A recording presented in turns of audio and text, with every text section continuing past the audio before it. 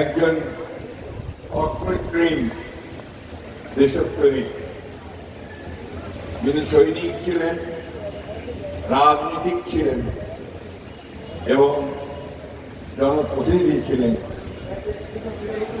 Brigadier general Assam Hannan সাহেব এই মৃত্যুবার্ষিকীতে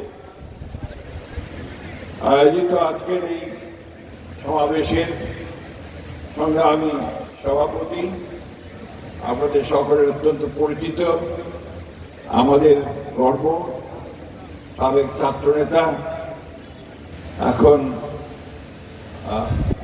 গাজীপুরের সভাপতি, সম্ভবত বিএনপির আহ্বায়ক, আমাদের আপাম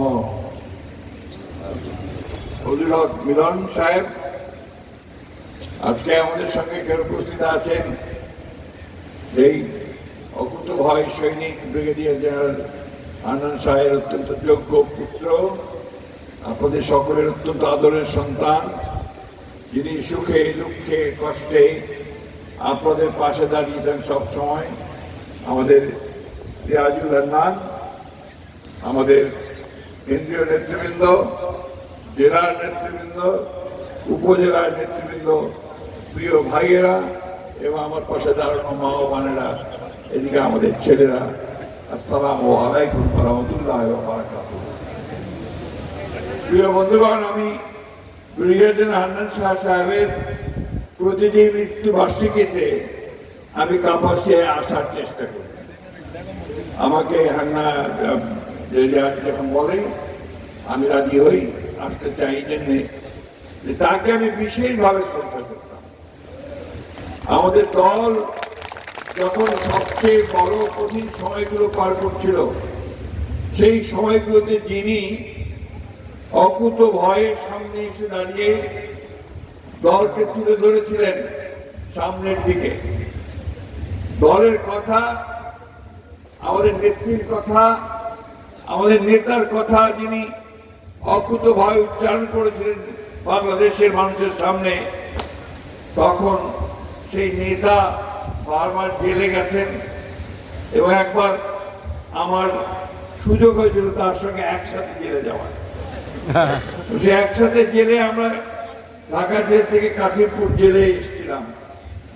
আমি দেখেছি সেই সময়ে তিনি কি রকম একজন দেশপ্রেমিক, কেমন একজন বিএনপি প্রেমিক এবং মানুষকে ভালোবাসার মানুষ ছিলেন। তার সম্পর্কে দীর্ঘ আলোচনা করা যায়, দীর্ঘ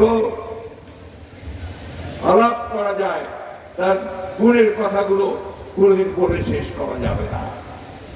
তিনি জাতীয় নেতা ছিলেন, তিনি ব্যক্তিগত স্বার্থকে কখনো বড় করে দেখেননি। তিনি সবসময় দলকে, আমাদের নেতা জিয়াউর রহমান সাহেবকে, আমাদের নেত্রী দেশনেত্রী বেগম খালেদা জিয়া, আমাদের তরুণ নেতা তারেক রহমান সাহেবকে সবসময় সামনে রেখে রাজনীতি করেছেন। বন্ধুগণ, আজকে এই সমাবেশে আমরা তার আত্মার মাগফিরাত চাইব, পরম করুণাময় আল্লাহ তাআলার কাছে এই দোয়া চাইব যে আল্লাহ তাআলা তাকে যেন বেহেশতের সর্বশ্রেষ্ঠ স্থানে তাকে স্থান দেন। আমরা চাইব যে তার সন্তানকে, যে আজকে আমাদের সামনে তারই প্রতিনিধি হিসেবে দাঁড়িয়েছে, আমাদের রিয়াজকে তিনি যেন কবুল করে নেন এবং তাকে যেন সেই জায়গায় স্থাপন করেন।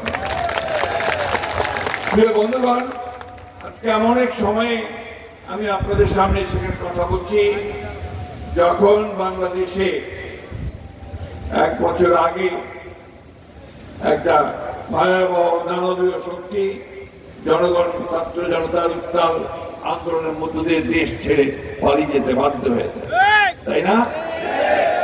দেশটা মুক্ত হয়েছে মনে হয়, মনে হয় না যে আমরা একটা স্বাধীন দেশে আছি, মনে হয়। কারণ তার আগে প্রতিটি মুহূর্তে আমাদের মনে হতো যে আমাদেরকে শিকল পরিয়ে রাখা হয়েছে, রাত্রে আমরা ভালো করে ঘুমোতে পারতাম না, পালিয়ে বেড়াতে হতো।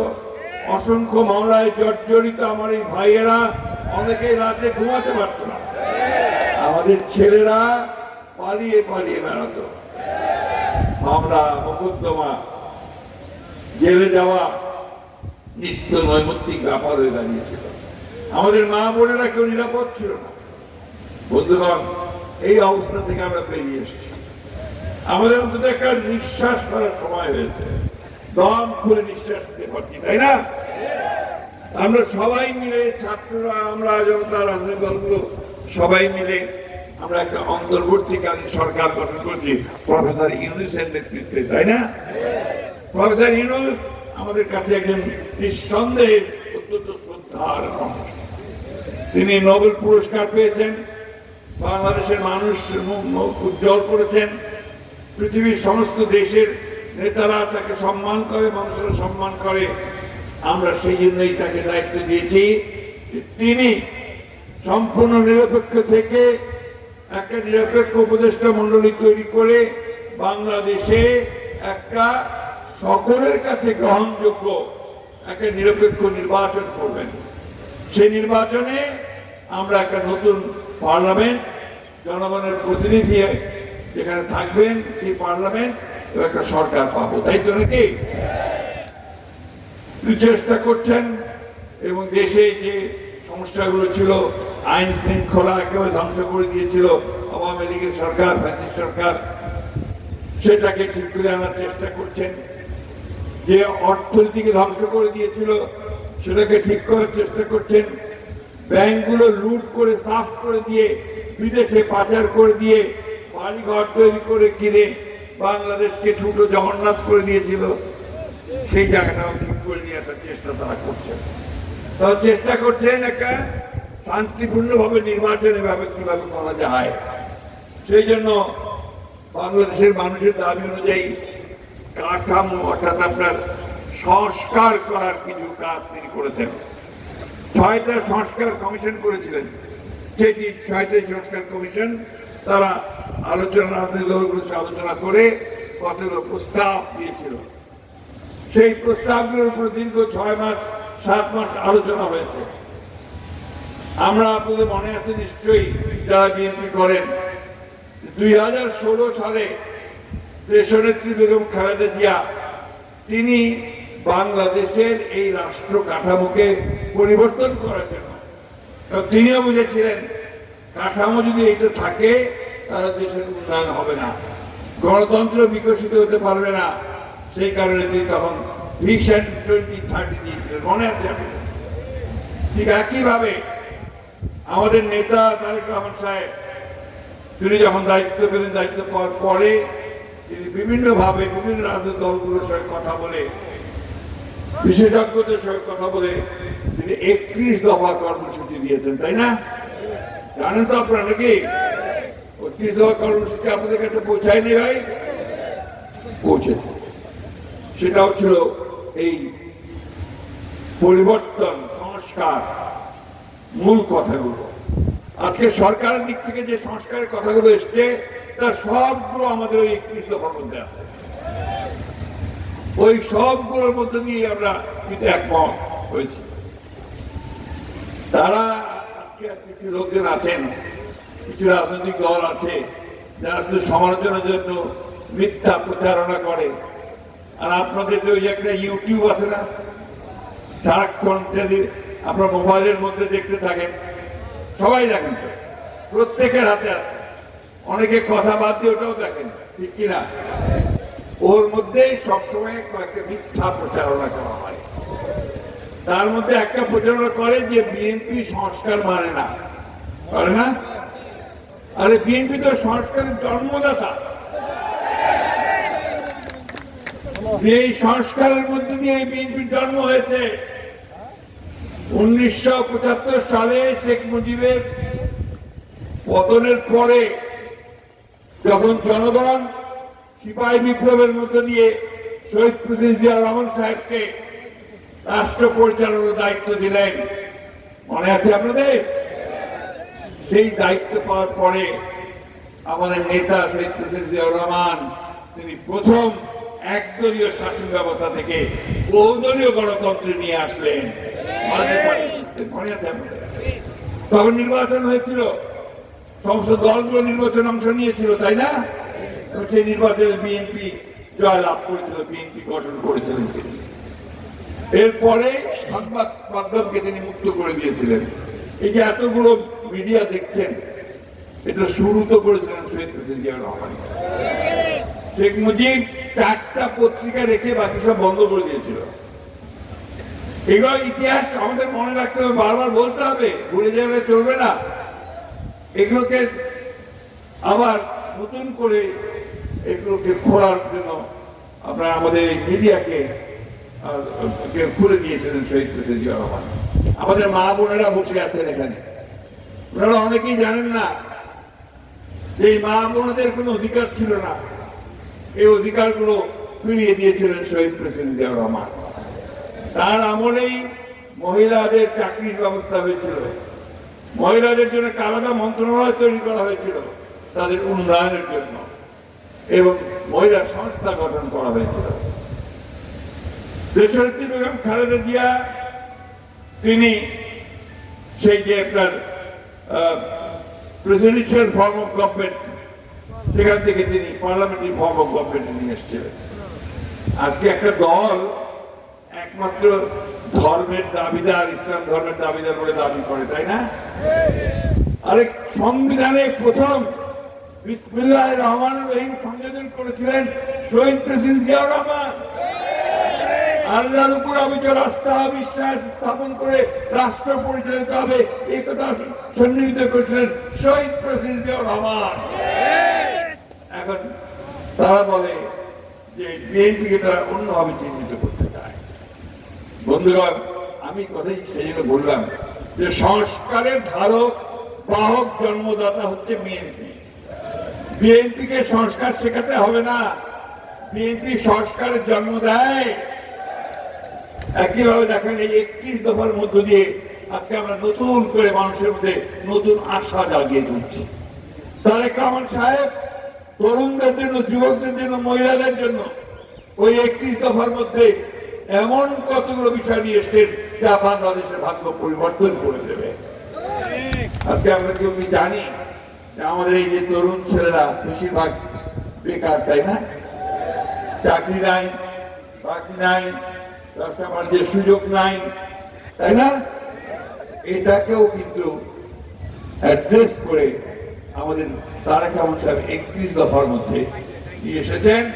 সেখানে তিনি বলেছেন কিভাবে তিনি তরুণদের জন্য 1 কোটি চাকুরির ব্যবস্থা করবেন, ঘোষণা দিয়েছেন তিনি। কিভাবে করবেন তার সমস্ত ব্যবস্থা তৈরি করা হচ্ছে, তার সমস্ত সমস্ত কি পদ্ধতি করা হবে সেগুলো করা হচ্ছে। কৃষিতে, শিল্পে, বিনিয়োগে, বিভিন্ন ভাবে প্রতিটি জায়গায় আমরা কি করে নতুন করে আমাদের সন্তানদের জন্য নতুন সংস্থান তৈরি করবো সেই ব্যবস্থা তৈরি করছে।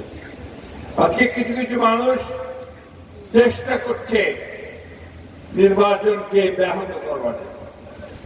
আপনারা জানেন যে অনেক চেষ্টা হয়েছে আগে, এরপরে লন্ডনে একটা বৈঠক হয়েছে। সেই বৈঠকে আমাদের নেতা তারেক রহমান সাহেবের সঙ্গে উপদেষ্টা মন্ডলীর প্রধান প্রফেসর ইউনূসের সঙ্গে একটা বৈঠক হয়েছে। সেই বৈঠকে নির্ধারণ হয়েছে যে আগামী বছর 26-এ অর্থাৎ আর 4 মাস পর একটা নির্বাচন হবে। এই নির্বাচন হবে শুনে দেশের মানুষ আশ্বস্ত হয়েছে যে এই নির্বাচনের মধ্য দিয়ে তারা একটা গণতান্ত্রিক পার্লামেন্ট পাবে, গণতান্ত্রিক সরকার পাবে, জনপ্রতিনিধি পাবে। এখন তো কথা বলার কেউ নাই তাদের পক্ষে, আমাদের জনগণের পক্ষে যে কথা বলবে তারা নাই। এখন কি আপনার আমরাই দেশ চালাচ্ছে, তাই না? ওই যে সেক্রেটারিয়েটে বড় বড় সেক্রেটারি, অ্যাডিশনাল সেক্রেটারি ওরা সব বসে আছেন, আপনাদের এখানে ডিসি, এসপি, ইউএনও সাহেবরা, তারা না? তো জনপ্রতিনিধিরা কই? ওই নির্বাচনের মধ্য দিয়ে জনপ্রতিনিধিরা সামনে আসবে, আপনারা সামনে আসবেন। আমাদের দাবি তো একটাই যে আমরা 15 বছর লড়াই করেছি শুধু এই গণতন্ত্রে ফিরে যাওয়ার জন্য। দেশের মালিক জনগণ, সেই জনগণের ক্ষমতা জনগণকে ফিরিয়ে দেওয়ার জন্য। বন্ধুগণ, তার জন্য আমরা ত্যাগ স্বীকার কম করিনি। আমাদের নেত্রী দেশনেত্রী বেগম খালেদা জিয়া 6 বছর কারাগারে বন্দী করেছিল। আমাদের নেতা এখন পর্যন্ত তিনি বিদেশে অবস্থান করছেন 18 বছর ধরে। আমাদের 60 লক্ষ মানুষের বিরুদ্ধে মিথ্যা মামলা দেওয়া হয়েছে। কি ভুল বলছি নাকি? প্রায় 20,000 মানুষকে হত্যা করা হয়েছে। আমাদের ইলিয়াস আর এমপি সহ 1700 মানুষকে গুম করে হত্যা করা হয়েছে, ঠিক না? এই প্রাইস আমরা পে করি। আজকে সেই জন্য আমরা দেশে আমাদের একমাত্র লক্ষ্য, একমাত্র কথা, আমরা গণতন্ত্র ফেরত চাই, আমরা নির্বাচিত পার্লামেন্ট চাই এবং আমরা নিরপেক্ষ নির্বাচনের মধ্য দিয়ে সেটা চাই। খুব পরিষ্কার করে বলে দিতে চাই এই সরকারকে, এই অন্তর্বর্তী সরকারকে, যে আপনি শতভাগ নিরপেক্ষ থাকবেন। আপনার উপদেষ্টা মন্ডলীর সদস্যদের মধ্যে কেউ কেউ কোন দলের জন্য পক্ষপাতিত্ব করছেন বলে বিভিন্ন জায়গায় অভিযোগ আসছে। আমরা এটা শুনতে চাই না, বাংলাদেশের মানুষ এটা শুনতে চায় না। বাংলাদেশের মানুষ সম্পূর্ণ নিরপেক্ষতা চায় এবং নিরপেক্ষ নির্বাচন চায়। বন্ধুগণ, সময় কম, আমি বেশিক্ষণ বক্তৃতা করতে চাই না। আমি শুধু আপনাদের সামনে একটা কথা বলতে চাই, বিএনপি একটা পরীক্ষিত রাজনৈতিক দল, তাই না? অনেক পরীক্ষা দিয়েছে। তো সেই বিএনপির জন্মের পর থেকে, জিয়া রহমান সাহেব যখন থেকে বিএনপি জন্ম দিয়েছেন, এই বিএনপি কিন্তু এই দেশে শ্রমিক বিদেশে রপ্তানির ব্যবস্থা করেছে, তাই না? জিয়া রহমান সাহেব করেছেন না? এই যে কলকারখানাগুলো, আমাদের মারা যে বোনেরা যে চাকরি করছে, গার্মেন্টস ফ্যাক্টরি, এটা কার হাত দিয়ে শুরু? জিয়া রহমানের হাত দিয়ে শুরু। কি ছেলেরা জানো না তোমরা? জানতে হবে, এটা সম্পূর্ণ বিএনপির হাত দিয়ে শুরু। আজকের যে রেমিটেন্স, যে আয়, এই যে আপনার $32 বিলিয়ন এখন জমা হয়েছে, এটা শুরুটা করেছিলেন জিয়া রহমান সাহেব। আর খালেদা জিয়া এটাকে সামনের দিকে নিয়ে গেছে। মেয়েদের লেখাপড়া, দেশনেত্রী বেগম খালেদা জিয়া ক্লাস 12 পর্যন্ত অবৈতনিক ঘোষণা করেছিলেন, পয়সা দিতে হবে না। আজকে যে আমাদের মেয়েরা সমাজের কলেজে যায়, নিশ্চয়ই সব লিখেছেন আপনারা, তারা অত্যন্ত স্বাবলম্বী হয়ে উঠছে, পরীক্ষায় ভালো করছে, রেজাল্ট ভালো করছে। এখানে যারা ভালো রেজাল্ট করেছে তার মধ্যে অনেক মেয়ে আছে, তাই না? এই অবদানটা সম্পূর্ণ দেশনেত্রী বেগম খালেদা জিয়া। তাই আপনারা কেউ ওই মিথ্যা প্রচারণায় বিভ্রান্ত হবেন না। চতুর্দিক থেকে চেষ্টা হচ্ছে যে বিএনপিকে গাইড করার জন্য, ঘায়ল করার জন্য, তাই না? কিন্তু আজকে আমি খুব অনুপ্রাণিত হয়েছি, অত্যন্ত আনন্দিত হয়েছি। আমাদের এখানে আজকে সব মুরব্বীরা আছেন একদিকে, আরেকদিকে তরুণরা আছে, আরেকদিকে আমাদের মা বোনেরা আছে। সবাই আজকে একজোট যে আমরা ধানের শীষে ভোট দেবো, আমরা বেগম খালেদা জিয়াকে ভোট দেবো, আমরা তারেক রহমানকে ভোট দেবো, তারেকেরা আমাদের রিয়াজুলকে ভোট দেবো। হ্যাঁ, এই ভোট দেবো কিসে? আমরা কিসে ভোট দেবো? ভোট দিব কিসে? এইটা প্রচার করুন সর্বক্ষণে। আর বিলম্ব নয়, আর কারো জন্য অপেক্ষা নয়। এখন নির্বাচনের রাস্তায় উঠে গেছে গাড়ি। এই গাড়িকে চালিয়ে শেষ পর্যন্ত নিয়ে যেতে হবে। রিয়াজকে এখানে জনপ্রতিনিধি হিসাবে আমরা দেখতে চাই। বন্ধুগণ, বক্তব্য আর দীর্ঘায়িত করবো না।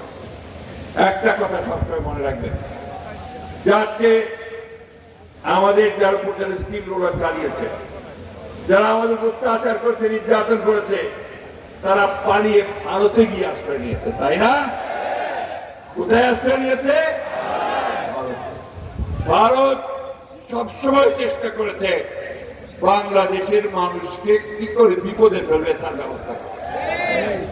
পানির হিস্সা আমাদের দেয় নাই, তিস্তার হিস্সা পাই নাই, ফারাক্কার ন্যায্য হিস্সা পাই নাই, কোন নদীর ন্যায্য হিস্সা আমরা এখন পর্যন্ত পাই নাই। আমাদের সীমান্তে গুলি করে হত্যা করা হয় নিরীহ মানুষদেরকে। পৃথিবীর কোন দেশে এটা হয় না, হয় না।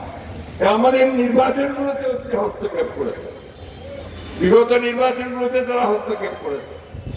তাই আমাদের খুব পরিষ্কার কথা, বন্ধুত্ব আমরা চাই, সেই বন্ধুত্ব হতে হবে সমান মর্যাদা নিয়ে এবং আমাদের আভ্যন্তরীণ বিষয়কে হস্তক্ষেপ না করে। বন্ধুগণ, আমি আপনাদের কাছে একটাই অনুরোধ জানাতে চাই যে আপনারা এখন সময় নষ্ট করবেন না। যারা বিএনপির ভালো চান, বিএনপির অঙ্গ সংগঠন, বিএনপি মা বোনেরা, আপনারা সবাই নেমে পড়েন, নির্বাচনে নেমে পড়েন, ধানের শীর্ষে নির্বাচন করতে নেমে পড়েন এবং তাদেরকে পরাজিত করেন যারা বাংলাদেশকে বারবার ভুল পথে পরাজিত করেছে, যারা পরিচালিত করেছে, যারা বাংলাদেশের সর্বনাশ করেছে, তাদের এই কোনোদিনও যেন তারা ক্ষমতায় আসতে না পারে তার জন্য আপনারা ব্যবস্থা করবেন। এই কথা বলে আবারও আমি আপনাদের ব্রিগেডিয়ার হান্নান সাহেব আত্মার মাগফিরাত কামনা করে এবং আমাদের রিয়াজুলের যে এখানে যেন সাফল্য পায়, আবার তাকে সামনে আমি আপনাদেরকে দলের পক্ষ থেকে আপনাদের হাতে আমরা তুলে দিচ্ছি। তাকে ঠিক আছে, রিয়াজকে ভোট দিবেন কিসে? আওয়াজ হবে কিসের? আওয়াজ হবে কিসের? ধানের শীষের আওয়াজ দিয়ে গোটা গাজীপুরকে প্রত্যেকটা আসনে জয়যুক্ত করবেন, এই আহ্বান জানিয়ে আপনাদের সকলকে ধন্যবাদ জানিয়ে আমি বক্তব্য শেষ করছি। আসসালামু আলাইকুম, খোদা হাফেজ। বাংলাদেশ জিন্দাবাদ, বাংলাদেশ জাতীয়তাবাদ জিন্দাবাদ, শহীদ জিয়াউর হক জিন্দাবাদ, তারেক রহমান জিন্দাবাদ, আমাদের ব্রিগেডিয়ার হান্নান শাহ অমর হোক, রিয়াজ জিন্দাবাদ। ধন্যবাদ। এখন ব্রিগেডিয়ার হান্নান শাহ, শহীদ প্রেসিডেন্ট জিয়াউর রহমান